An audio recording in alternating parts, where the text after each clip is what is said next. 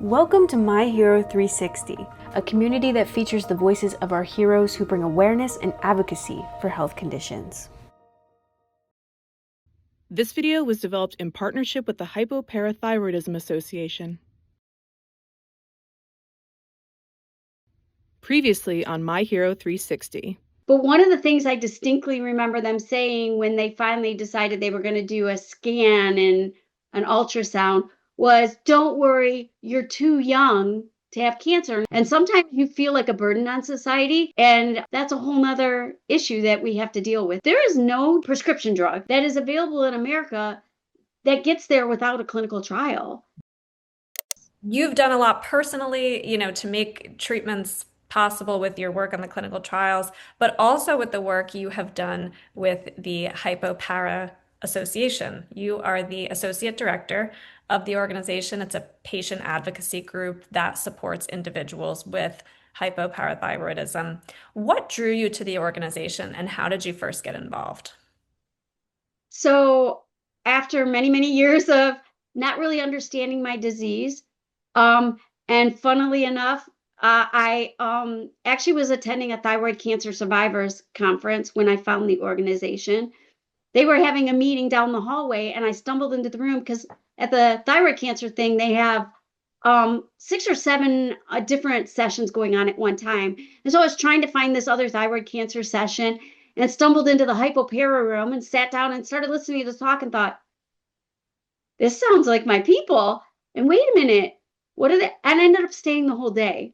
So I stumbled upon them and I went to the woman in the room at the back of the room and said, how can I be more involved? How can I help? And little did I know then that how much work needed to be done.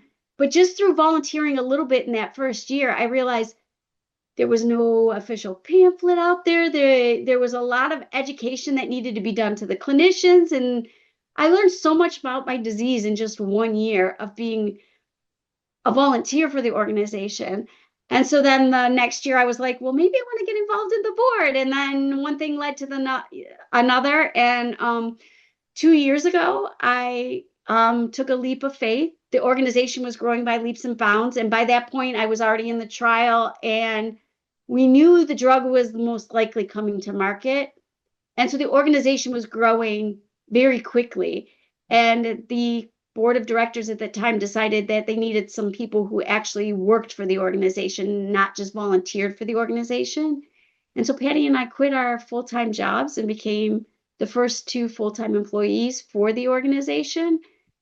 And it's been such a great experience and so rewarding and fulfilling to get out there. And we travel all over the country educating clinicians and participating in CMEs and creating content and raising awareness and knowing that we're making a difference one patient at a time. And we're talking to patients all the time too, is just such a fulfilling career.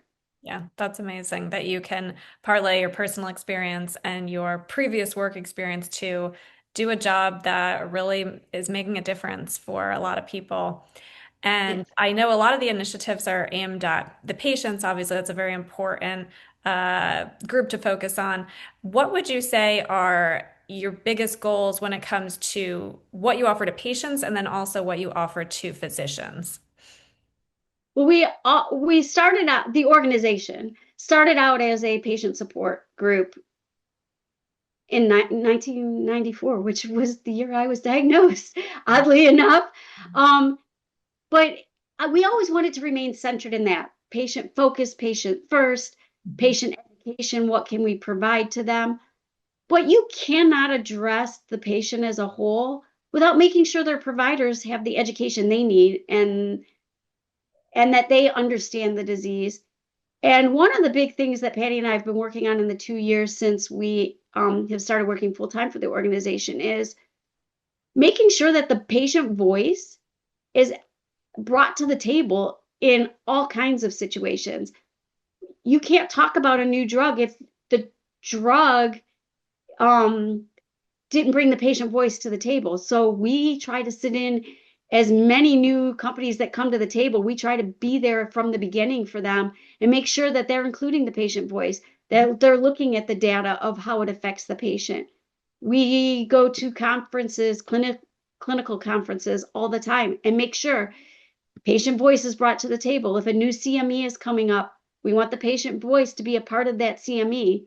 Well, we want the clinical evidence to be there. If the endpoints aren't meeting what the patient needs, or we're not recognizing how it's affecting the patient's daily life, then your endpoints are meaningless because they're not moving the needle forward for the patient.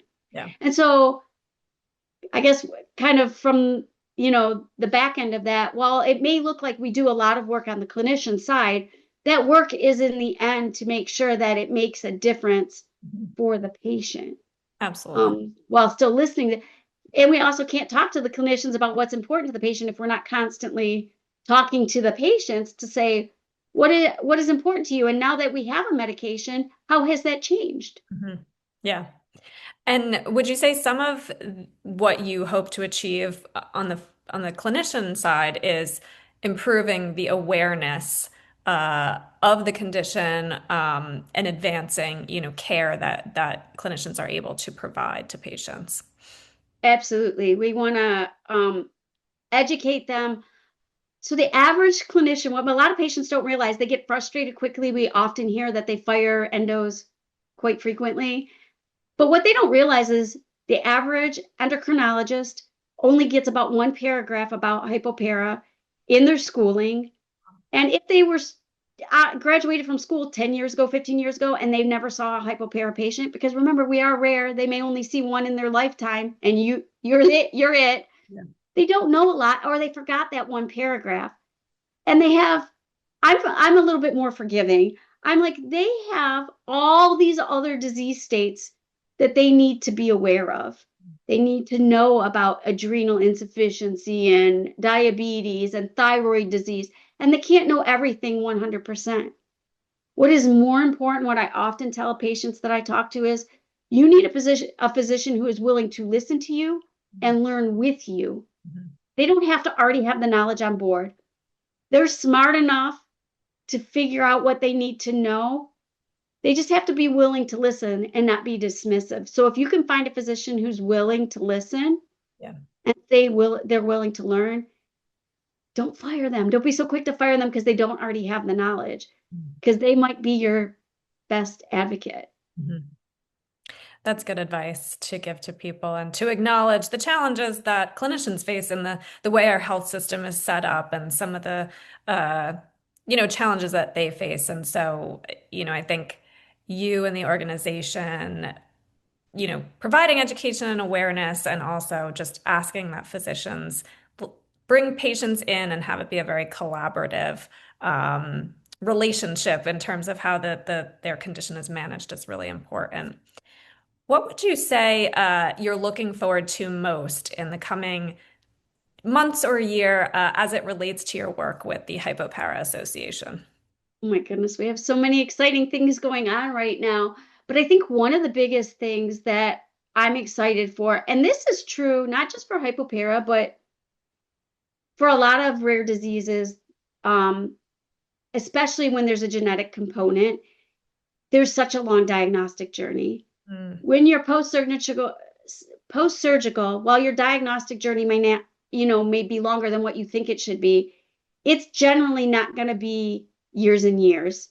But for the genetic patients, sometimes it's 6, 7, 8, 10. We recently met someone who it was 40 years before they got a diagnosis.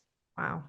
Imagine living poor quality of life your whole life, and there was a diagnosis someone could have found 40 years before that. So there's a lot of work to be done in that forefront. But what I'm excited about is we have partnered with a company who is currently making a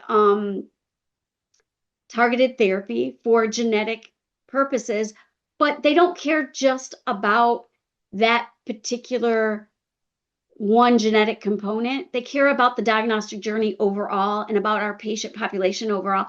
And so they partnered with us to allow us to offer no-cost genetic testing to patients. Wow. And so anybody that has possibly one of the 26 known genes can get free genetic testing through the HypoPARA Association.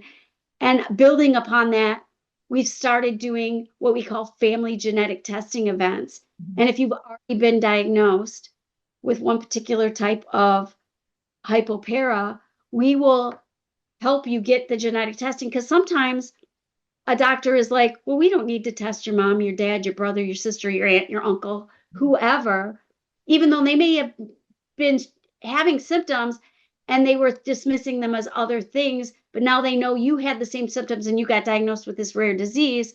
A lot of doctors are still hesitant to do genetic testing.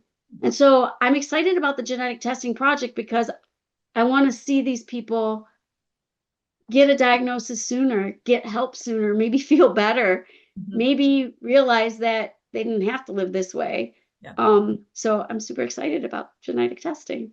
That's really incredible. That's important for a lot of rare conditions. I know, getting that genetic testing, not just for yourself, but the, broader family tree. It helps you make some important decisions in life, and it can be so individualized for different people. But if we get the next generation tested, that can help them be better informed about how they plan for families, Mhm. how they maybe make choices, career choices, or how they even be something people take for granted about being, athletic or whatever. Maybe you make different choices based on now I know I have this diagnosis and I know I need to be more cognizant of how I take in my electrolytes because calcium is an electrolyte. Mhm. Um, and so you make better informed choices for your own health, but also maybe family planning choices. Yeah, that's a really good point. It's not just getting the diagnosis, but how you set up your life to optimize life with a chronic rare condition. So that's really incredible work that you're doing with that company. I know that you're also very involved in advocacy efforts, and you go advocate on the Hill quite often. What are some areas of advocacy that you personally are trying to advance? Well, I have a couple personal passions, bills that the average patient doesn't understand, but I feel compelled to fight for those who don't know, which I just think healthcare overall is important for all people. But I'm personally uh, very passionate about PBM reform, and part of that comes from how it affects all patients, but also I got involved in that because my previous career was in pharmacy. And I saw how it affected pharmacies, not the real big ones, but smaller pharmacies, um, and how it affects drug prices overall. So, what people may not know is PBM stands for Pharmacy Benefit Manager. And a lot of people are quick to say that, oh my gosh, these pharmaceutical companies just want to steal all our money and they set these really high drug prices. What the average person doesn't know is that drug prices are actually set by pharmacy benefit managers who don't work for the drug companies. They negotiate prices between drug companies and insurance companies. So do your research before you say that drug company just wants to take all my money. Our healthcare system is not set up to work for the patient, unfortunately. But drug prices, and so PBM reform would help, is a big part of what would help set drug prices better for the patients. Mhm. Yeah. So I'm big about that one. I'm big about things like sensible AI. AI is a big thing in our world right now. A lot of patients don't realize that AI is being used to deny your coverage claims. And so I'm big about sensible AI or responsible AI usage in healthcare coverage. And I happen to live in one of only 3 states right now that has a bill that was passed for to make sure that it's being used responsibly. Wow. The rest of the U.S. is lagging behind, and we need to make sure that we're not being denied without human eyes looking at our claims. Absolutely. So those are two of the big ones that I advocate for on the Hill. Yeah. Healthcare is such a pervasive thing, right? Everybody can relate to, navigating the healthcare system in some way. And so, you know, I think anyone doing advocacy on behalf of advancing our healthcare system, it's really important. and particularly for you and people with hypoparathyroidism. What do you think are the most important areas of need for patients with not just hypoparathyroidism, but other rare or chronic conditions? I think something that's important, um, whether you're interested in getting involved in advocacy or not, but especially if you're interested in getting involved in advocacy, is you need to educate yourself on how the system actually works. Like the PBM example I gave, there's many other examples in our healthcare system here in America, where I don't think patients really understand how the system works. And even sometimes not understanding how your doctors are educated. I think you need to understand this first and try to educate yourself on basic terms like what is a PBM? What is a prior authorization? What is denials? And know that most insurance denials, less than 1% of them actually, less than 1% of insurance denials are ever appealed. Why is that? And why are you not appealing? Why is your doctor not appealing? I think those are important things. Start with the basics like that and figure it out. And know that the best way to get your coverage is not to sit back and go, oh, well, they denied it and I'll just go take something else or I just will suffer. Know that the system is set up so that they deny because they know you aren't going to appeal. Mm-hmm. I think that's important. But if you're going to get involved in advocacy, educate yourself, and it's easy to do. Well, I shouldn't say easy. It can be time consuming, but there are organizations out there who have already invented the wheel. Don't try to invent it yourself. Don't depend on AI to tell you the right way to go about it. There are organizations like Haystack, Patients Rising, Every Life Foundation. They already have the education built into their systems, and you could go on there and they will teach you how to talk to a congressperson, what the bills mean, what terms like prior authorization mean, and how to navigate the system. Unfortunately, the system as a whole, we've already said, is broken. It's patients experience, I think the biggest thing for patients to realize is you experience healthcare as a system, but in order to make the needle move when you're doing advocacy, you have to fight it piece by piece. Mm-hmm. And sometimes when you're fighting those little pieces, it affects the whole wheel, but sometimes it doesn't.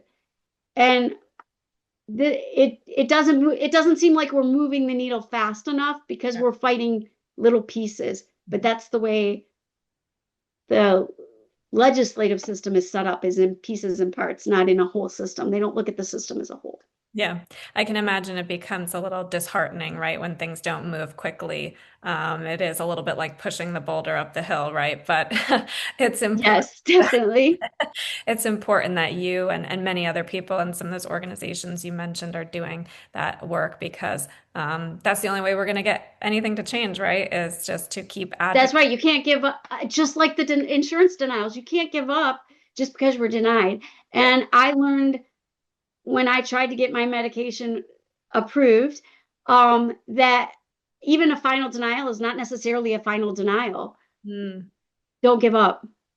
that's great advice. How can people get involved or learn more about the HypoPARA Association? So the best way is to go to our website, hypopara.org. We have forms on there for contacting us, joining our community.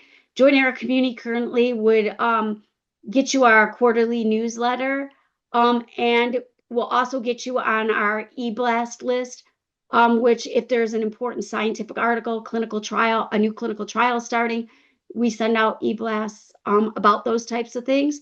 But if you just want to know the basics of our disease, I would say just explore our website. There's a plethora of information. We also have a YouTube channel that has some experts from around the world that did videos for us or spoke at our conference that will give you some excellent insight into what this disease is really about.